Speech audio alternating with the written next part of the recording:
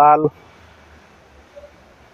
ज्या पद्धतीने शहरामध्ये निसर्गाने अहंकार केलेला आहे, म्हणजे रौद्र रूप दाखल केलं होतं, त्यामध्ये अनेक तास पाऊस पडला, त्यामध्ये पुण्यातील अनेक नागरिकांचं त्यांच्या संपत्तीचं, झोपडपट्ट्यांचं आणि नुकसान झालं आहे. एक आमच्या आजी देखील झाड पडल्यामुळं दुःख निधन त्यांचं झालेलं आहे. त्यांना देखील मी मनापासून श्रद्धांजली अर्पित करतो. पहिल्याच पावसामध्ये अशा पद्धतीची दयनीय अवस्था झालेली आहे. मागच्या आठवड्यात पाऊस पडला त्यावेळेस देखील हीच परिस्थिती होती.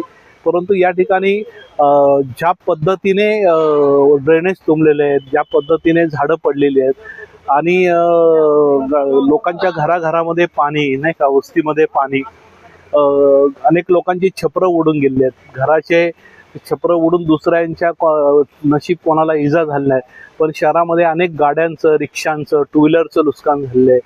आणि ड्रेनेज तर सगळ्या लोकांच्या घरामध्ये, स्लममध्ये पाहिलं तर जनता वसाहत घ्या, दापू, जिथं जिथं झोपडपट्टी आहे त्या ठिकाणी घरांमध्ये लोकांच्या पाणी घुसल्यामुळं त्यांच्या संसाराचं नुकसान झालेलं आहे. या सगळ्या ह्याच्यामध्ये एकतर ज्या 4 वर्ष प्रशासक होतं, त्या प्रशासन काळामध्ये जी कामं व्हायला पाहिजे होती ती कामं झाली नाही हे लक्षात येतं आहे.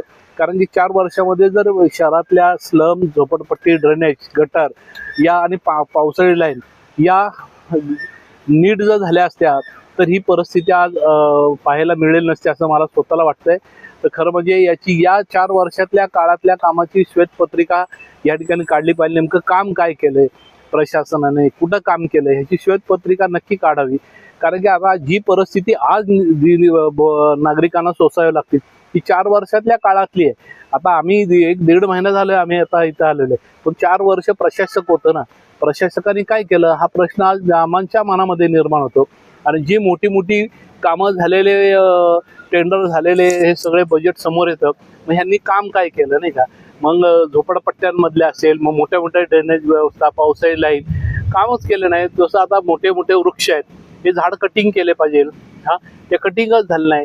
4 वर्षामध्ये प्रशासक अत्यंत झोप काढून त्यांनी सगळे पगार घेतलेले आहेत आणि याची चौकशी व्हायलाच पाहिजे. सगळ्या खात्याने याची चौकशी व्हायला पाहिजे. असं कसं प्रशासन ही वेळ येत आहे. इतके कोट्यावधी रुपयाचे कॉन्ट्रॅक्ट काढले गेले, त्याचं ऑडिट व्हावं असं तुमची इच्छा आहे का? अधिकाऱ्यांवर कारवाई करावी अशी काही मागणी आहे? नाही, याची मी म्हणलं या सगळ्या कामाची श्वेतपत्रिका काढावी. अधिकाऱ्यांमध्ये आता अख्खं प्रशासकच होतं नाही का.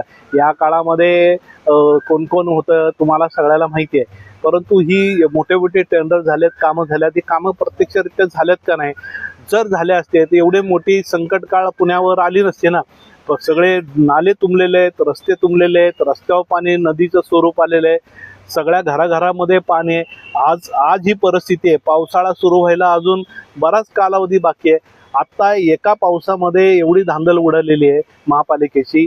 गार्डन विभागाचं बघितलं तर रस्त्यावर झाडं तुटून पडले.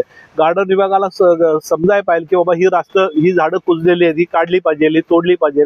आणि ह्याच्यामध्ये ही बी गोष्ट आहे की वृक्ष संवर्धन समिती आणि आता ती शिल्लक नाही, परंतु खूप वृक्ष प्रेमी असतात की ते नाही फोटो काढून ते देखील ब्लॅकमेलिंगचाच प्रकार आहे यामध्ये.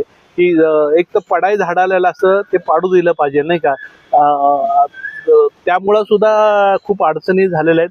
परंतु माझी आयुक्तांना विनंती आहे की या कालच्या झालेल्या नुकसानीमध्ये प्रशासनाने तातडीने लक्ष दिले पाहिजे. सगळे नगरसेवक रस्त्यावर होते, अधिकारी कुठं होते, कामगार कुठं होते. रात्री आम्ही सगळे काम करत होतो. आम्ही झाडं तोडणं, गटर काढणं, नाले काढणं हे लोकप्रतिनिधी करत होते. यावेळेस प्रशासनामधील काम करणाऱ्या कर्मचाऱ्यांची जबाबदारी आहे की अशा संकटकाळी 24 तास त्यांनी अटल राहिलं पाहिजे. आयुक्तांनी ऑर्डर केले पाहिजे तातडीने, ताबडतोब आपापल्या ड्युटीवर जॉईन व्हा. असं झालं का? असं काही झालं. आयुक्तांना माझी विनंती आहे की आता जे बजेट आम्ही टाकलेलं आहे हे आत्ता अर्जंटली इम्प्लिमेंट करायला पाहिजे.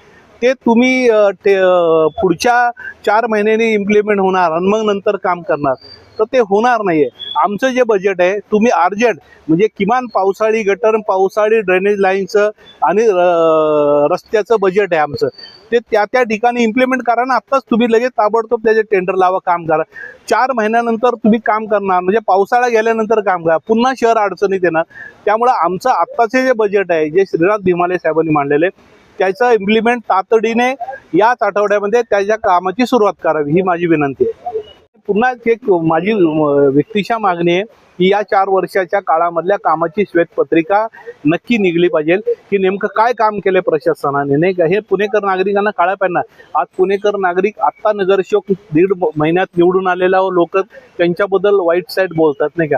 पण आम्ही 1.5 महिने झाले तरी आज आम्ही काल बऱ्यापैकी सगळे नगरसेवक वाड्या वस्त्यावर झोपडपट्ट्यांमध्ये सगळ्या ह्याच्यामध्ये मदतीसाठी या ठिकाणी काम करत होते.